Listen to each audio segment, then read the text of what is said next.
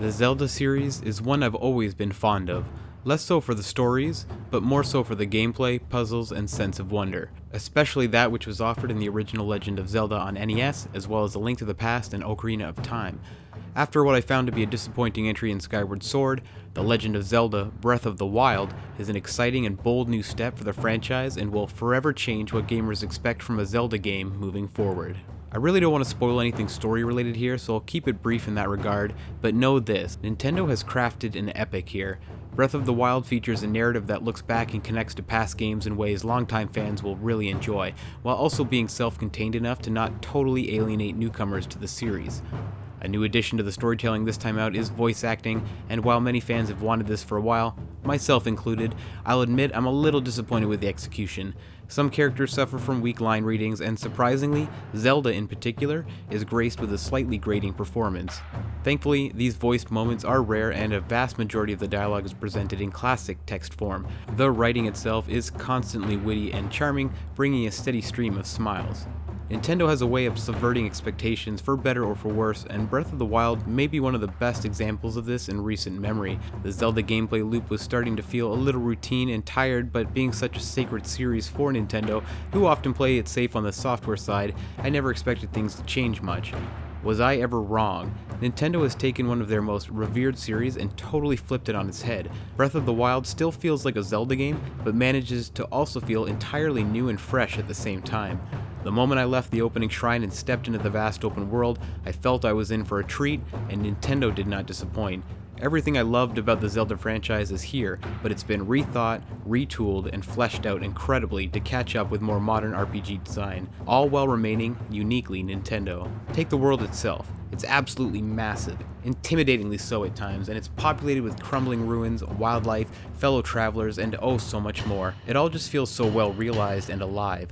As an example, I was just riding my horse across the countryside when I heard a cry for help. Upon investigating, I found a pair in need of assistance and took down their attackers. In return, I was offered some useful items. Another time, my horse was frightened by a surprise attack from an enemy, and I was bucked off as both the horse and I splashed into the marsh. Exact moments like these will be uniquely my own, and it's a feeling I've never had in a Zelda game before. Pre-planning and knowing your environments and enemies is the necessity for survival in this latest adventure. There is no hand-holding here. Not once was I really pushed along a path, and I appreciate that.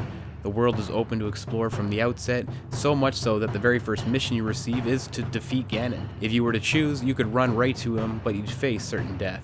Instead, it's best to take the time to explore, meet the locals, upgrade Link's health and stamina, and create some handy elixirs. Yes, you heard that right. Crafting and inventory management play a huge part in Breath of the Wild. Cooking and mixing ingredients creates all kinds of beneficial concoctions, like an elixir that boosts cold resistance, or a hot meal that refills your hearts while also boosting low-level attacks. All of these elements, and many more I'm leaving for you to discover on your own, give Breath of the Wild more of a survival aspect than past entries, and the Zelda series is better for it. If you're like me, you'll spend countless hours just roaming the countryside, and also like me, probably learn all too quickly that Breath of the Wild can be quite challenging if you fall into old Zelda habits. With nothing locked off, it's very easy to accidentally wander into an area filled with enemies that can destroy you with one hit. In fact, through my own curiosity and blind exploration, I've seen the game overscreen more times than I would care to admit.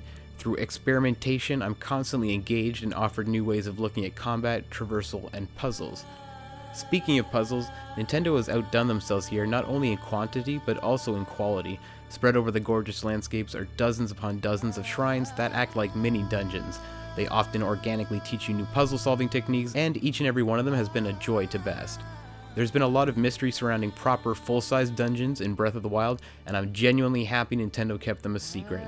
They are absolutely incredible not only in design but in execution, and without spoiling anything, when you first realize how dungeons are represented in Breath of the Wild, your jaw will hit the ground followed by a giddy giggle of excitement. They are expertly intertwined into the story and given great context. Combat has seen a nice overhaul too. Z-targeting is back but loses the dated letterbox effect, while most other returning combat mechanics such as dodging and backflipping from danger have been tightened up. Parries can lead to some exciting combos as well.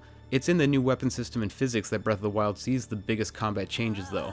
You can now carry numerous melee weapons and bows at once, each with various durability and attack stats. Weapons breaking down and constantly having to be managed at first sounded like a bad idea to me, but in practice it works well and creates a new element of strategy.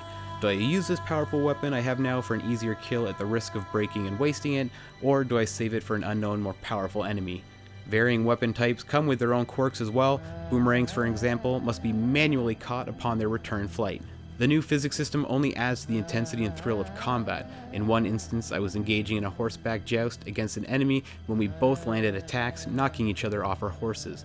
My weapon had broken during the ordeal, so I ran to pick up my enemies and then proceeded to whoop them with it. Villages and towns return from past games as well, but are now filled with more believable citizens going on about their business and also offer much more in the way of side quests and activities. 10 hours into the game and I had realized we had known next to nothing about what Breath of the Wild would actually offer players. There are constantly little details revealing themselves, so many rules and systems in this world working seamlessly together. When it rains, climbable surfaces become slippery and hard to hold. It's dangerous to wear metal armor or carry a metal sword during lightning for fear of being struck. Dogs can be bonded with. For what purpose, I actually don't know yet. So far, they have just followed me around. In fact, after all the hours I've put into Breath of the Wild, I still have so much to find out about myself. I keep seeing meteorites crashing to the ground and have yet to explore the crash site to see what they're all about.